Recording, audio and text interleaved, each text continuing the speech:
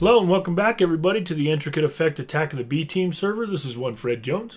And as you guys can see, I've got quite a bit of work done here in the machine room. I decided to play around with some blocks and figure out what I wanted to do. Of course, for me, since I'm not a real big builder, it's really hard for me to pick out blocks, especially in this mod pack. There are just so many different blocks to choose from. But once I got going, oh man, it is so much fun with the micro blocks and the chisel mod and everything else, and just figuring out how everything's going to go together. Man, it's really been a great time. I've been working on this almost all day, and a lot of things I've done more than once, but you know, I don't mind. In vanilla, if I build something, I look at it, I'm like, ah, crap, that doesn't look very good. I'm kind of irritated with myself. But in this mod, every time I do something and I find something else that looks better, it makes me happy. So I'm really enjoying this. So let me show you a little bit of what we got going on. I'm using these concrete blocks in the chisel mod. Let's see if I have any on me.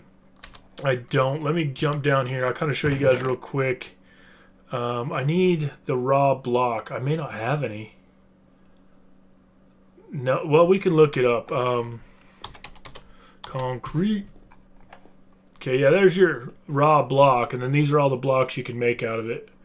And of course, you can micro block all of those as well. And that was important to me. I wanted to find a block that I could chisel and micro block, so in order to hide all the pipes and everything. So that worked out really good for me. And like, here's the cover, and here's one of the covers I was using. Then I use these for stairs, these pillars. I don't know why I have that. I probably just didn't finish breaking it down like I wanted to. But it's really cool. Oh, there's Agent. Like I said, a lot of this stuff is just panels because they're there to hide the pipes and things, and the conduit, I should say, the duct and the conduit. But I moved a few things around to make everything make sense a little bit better. These are micro blocks as well. If you see, it says glowstone strips. I thought that'd be a really cool way to light up the room.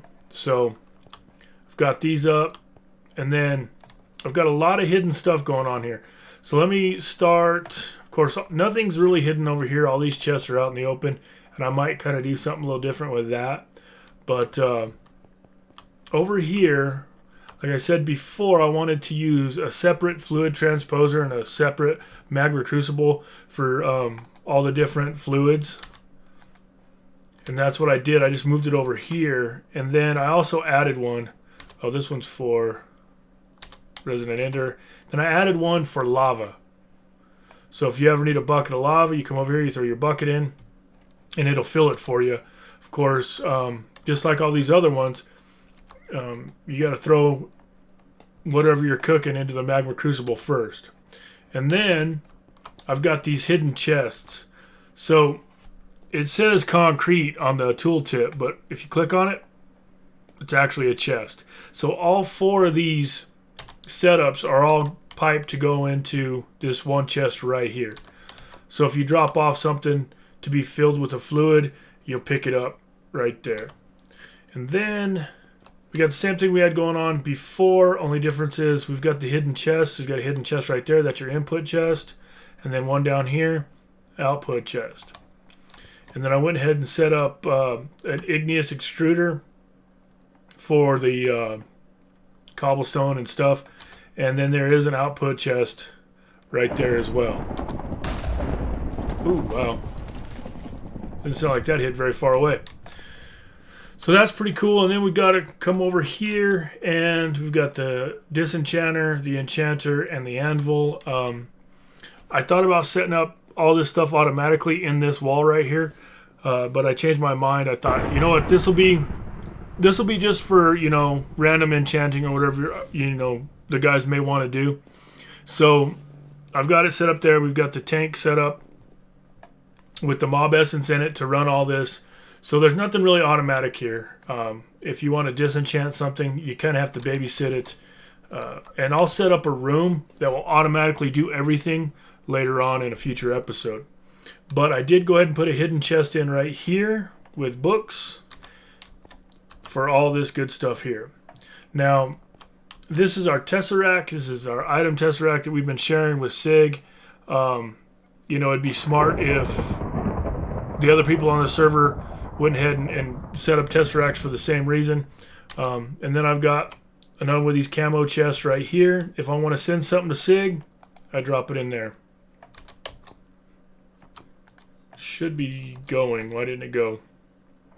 Oh, I know why. Because I sent him something earlier, maybe? That's interesting. But I'll check it out in a minute. This one right here, though, is if someone's sending us something, it should come out on this side right here. Let me see. Is there... Did I have to reconfigure this? No, sending and receiving. Okay, we're good. It's not locked. Alright. But I'll finish checking that out in a minute why it's not working. But maybe it's just that SIG doesn't have his set up to receive right now. Let's go to options. Let's turn this down a little bit. So that's cool. It's all on the wall. Now, I've got this. There's nothing here, and there's nothing here. And then we've got all this right here. So basically, we have the same things that we had in this room before, only now the room's a little bit bigger and a little more organized. And I really like it. I still have to work out some things with this balcony. That's something we'll worry about later. See how good we are with the bow. Haha. Even when it's snowing, they don't stay on fire. Thought only if it was raining. Oh, he's gone. So we got all this going on. What else do I want to show you? Oh, and then as you can tell, we don't have the staircase. There was a staircase that went down on this side and went down to the other room. Well, as you can see, this is an elevator here. I decided to use elevators instead. Now, if you shift, you go down. Jump, you go up. So that's how we're going to get from floor to floor. I actually put one down, one lower, but it's kind of awkward. So I don't know. We may change things up a little bit. But I also left in this right here. That'll take us down into this room. So, to show you our little power situation from last episode. I think last episode when we finished, we had almost 50 million in this one. And I've been running this thing. Anytime I take one of those machines out, they lose their power. And when I plug them back in, they have to fill back up with power. Plus, I've been cooking a lot of gravel and different things. So, we've got a ton of power. A lot more power than we could probably really use or need. Which brings me to the second part of this episode. I want to make a Tesseract. Well, I'll make two of them. One for me and one, well, I say one for me. One for Agent A, and then one that we'll plug into our system over here. And is what we'll do is we'll give Agent A all the power he wants. Now, I think with the Tesseract, you actually lose a little bit in the transfer, but that's okay. We've got plenty of power. There's no reason to worry about that. So we'll set up a Tesseract. We'll set it right here next to one of our cells, and we'll set it up to where it'll accept power from it. And then we'll give the other one to Agent A, and he'll be able to set it up and then plug into it, and he'll be able to pull power out of the Tesseract from our system over here.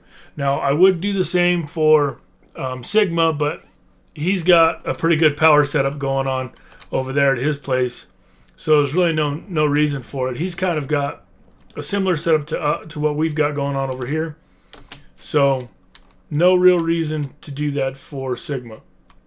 Oh, and then one more thing I forgot to show you guys. I just remembered when I came up to this floor. Check this out. So this is stone right here. I left it stone. I'm actually going to change it out, but I left it out just to show you guys. You see how fast we travel on the stone? Normal speed, right? That's normal speed. And then when you hit the concrete, whoa! So that's one of the cool side effects with this concrete. You travel really fast. And then there's a couple things you need to pay attention to as well. You see how this is a concrete cover and not just concrete? If that was concrete, it wouldn't let me go up the stairs. If I had any concrete, I'd show you, but I don't have any left over. Basically, I don't know if it has something to do with the speed of which you're traveling, but I had to take the concrete blocks out that I had here, put in these concrete covers so that it would allow me to go up the stairs. Before, I would run up, I'd hit this first step, and it would push me to the side like I'm going up against the wall. So it was quite annoying at first. So that's something you have to pay attention to. If you're going to go upstairs, or anytime that you're like trying to make a jump or something, these concrete will mess with you a little bit because of that speed buff that you're getting. Of course, it's not actually a speed buff. As you can see over here, it's not showing a speed buff or anything, but you do travel, I would say, almost twice as fast on this concrete as you would on regular concrete. I mean regular stone, I should say. So that's really cool as well. But I'm going to go ahead and I'm going to get Tesseracts built and everything, get this all set up, and take Agent A. Well, I'll bring you guys back and we'll take Agent A his Tesseract. Alright guys, I got the Tesseracts all built, and I've already set up one over here on our side. Just set it right next to the energy cell and set the energy cell to output from the side. So the energy will go straight from there into there. You don't need conduit for this. And then I set it up with a setting and a frequency. I just picked 100 and put power. Of course, set it to send energy. So that's all set up. Now Agent A is online, so I think I'm going to get him in a call and go over there and help him get everything all set up. I don't think he's messed with these before, so we're just going to kind of give him the rundown. So I'll meet you over there. Alright, so on your Tesseract, if you click on it, right, it says Power, Sig, Fred Mumkey. Mm-hmm. So I set that other one up to Power, so if you click on Power, okay, and then put in your, oh, that's right there. Put the check mark. okay, And then you should have power going to this machine. And you do. alright, cool. Cool beans. So you just need that redstone energy conduit to move the energy around, put it wherever you want. Mm-hmm. Alright. Sweet. Cool. Awesome stuff, dude. It worked the first time. I'm surprised. I didn't set it up though. Oh, it's set up to receive everything, so we could take it to only receive energy. Or you actually could, if you wanted to, like put item ducts out the other sides of it. Yeah. And set it to send and receive as well under the configuration tab. Yeah. So then we could like send items back and forth, right? Yeah. If you wanted to, you could put like a duct out of the top with a chest. Okay. And then have that like the output of the Tesseract. So anything that I put in there, well, the only problem with that is you'd have to have your own. We could set it up though, where you had your own. You can click on yours. If I'm going to send you something, you'd have to Put a pipe out with a chest. Yeah. Right? Yep. And you also have to change the frequency. Not change the frequency. You can just click on them because they're set up already. Okay. Like Fred and Mumkey's 555, Sigma is 209, Power is 100, and Agent A is 42. So you just could click on them and then put the check mark. See what I'm doing? Yeah. Okay. Cool. So now you're all set up. All right. Thanks, man. No problem. See, I'm too lazy to do this stuff myself. It'd be another month before I got around to doing that. I just have so much power, it'd be stupid for me not to share it with you guys. Yeah. So. Well, I need power. I have 0, so that's cool. Thank you. Yep, no problem. All right, guys. Well, I think I'm going to go ahead and call this the end of the episode. I know it's kind of short, but we do have a group activity planned probably tomorrow, so you guys will get to get another video very soon. But I want to thank you guys for watching, and remember, I love you, all 5 of you.